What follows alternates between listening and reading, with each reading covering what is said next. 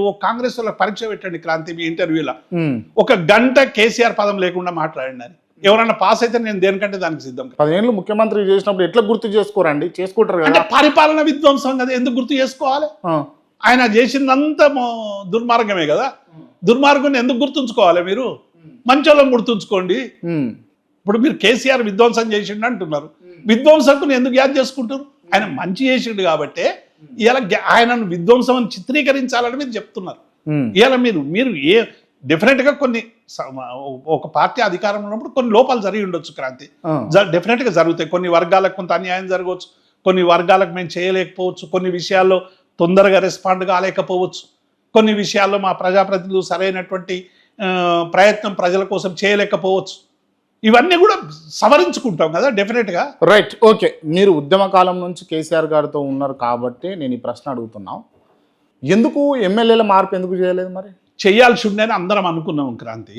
అంటే మాలాంటి ఇప్పుడు అప్పుడు కేసీఆర్ గారు ఏమనుకున్నారంటే ఇంతకాలం వాళ్ళు మన పార్టీతో కలిసి నడిచిండ్రు కదా, ఇబ్బంది ఏముండదులే అనేటువంటి దాంతో పోయిండు. కాబట్టి ఒక రాజకీయ పార్టీగా ఆలోచన, ఇప్పుడు మా ఆలోచన అన్నీ చెప్తారు కేసీఆర్కు, చివరి నిర్ణయం తీసుకున్నది కేసీఆర్ గారు తీసుకుంటారు. తీసుకున్నటువంటి సందర్భంలో 2 సందర్భాల్లో మనతో ఈ 10 ఏళ్ళు నడిచిర్రు, కష్టకాలంలో ఉన్నారు, ఎందుకు పోని ఈసారి కూడా ఉండలే అని కేసీఆర్ కొంత ఉదార స్వభావం చూపించు. దాంతో ఏమైంది, ఇలా 1.8% కదా క్రాంతి. మేము ఏది ఘోరంగా తాడి చెట్టు లోతంతా మేము ఓడిపోలేదు, కేవలం 1.8% ఓటింగ్తో మేము 39 స్థానాలు గౌరవప్రదమైనటువంటి స్థానాలు వచ్చినాయి. ఏ రాజకీయ పార్టీ అయినా 119 స్థానాల్లో 39 స్థానాలు అనేది 40%, దాదాపుగా 37, 40%. 40% ఓట్లు వచ్చినాయంటే ప్రజలు చీత్కరించినట్టు కాదు, ఎంతో కొంత అసంతృప్తి ఉన్నట్టు. మా పార్టీ మీద అసంతృప్తితో మేము ఓడిపోయినాం తప్ప మమ్మల్ని వ్యతిరేకించో లేకుంటే చెండాడో ప్రజలు ఓడించలేదు. ఇప్పుడు రేవంత్ రెడ్డి పరిపాలన బాగుంది, చాలా బ్రహ్మాండంగా చేస్తున్నాడు అని నేను అంట, మీరు ఏమంటారు దానికి? రేవంత్ రెడ్డి పరిపాలన ఇప్పుడు దానికి ఒక గీటు రాయి ఉండాలి కదా క్రాంతి. నిజంగానే ఒక మనిషి మంచి పని చేసిండంటే దానికి కొన్ని గీటు రాయిలు ఉండాలి.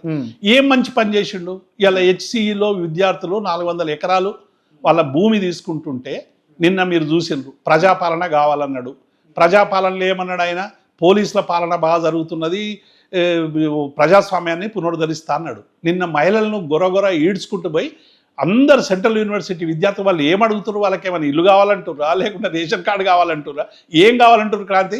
హైదరాబాద్ సెంట్రల్ యూనివర్సిటీకి ఇచ్చినటువంటి భూమిని కాపాడు మహాప్రభని వేడుకుంటే కూడా నువ్వు వాళ్ళని అరెస్ట్ చేసి తీసుకపోతే ఎట్లా క్రాంతి? అదొక్కటే కాదు, ఈ రాష్ట్రంలో ఎన్కౌంటర్లు ఉన్నాయి అన్నారు క్రాంతి. ఇలా ఎన్ని ఎన్కౌంటర్లు అయినాయి మనం చూసినాం కదా.